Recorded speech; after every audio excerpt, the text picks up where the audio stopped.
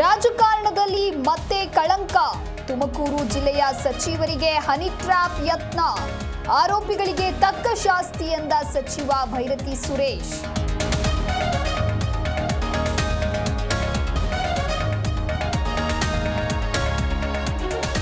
ಕುಮಾರಸ್ವಾಮಿಗೆ ಬಿಸಿ ಮುಟ್ಟಿಸಿದ ಕಂದಾಯ ಇಲಾಖೆ. ಬಿಡದಿಯಲ್ಲಿ 14 ಎಕರೆ ಒತ್ತುವರಿ ತೆರವು. ಹೈಕೋರ್ಟ್ ಎಚ್ಚರಿಕೆ ಬೆನ್ನಲ್ಲೇ ಆಪರೇಷನ್.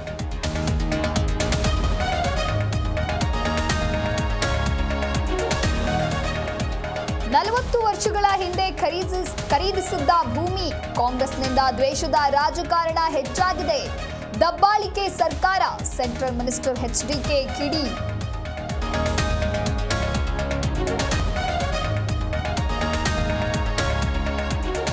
ನಟಿ ರನ್ಯಾ ರಾವ್ ಗೋಲ್ಡ್ ಸ್ಮಗ್ಲಿಂಗ್ ಪ್ರಕರಣ.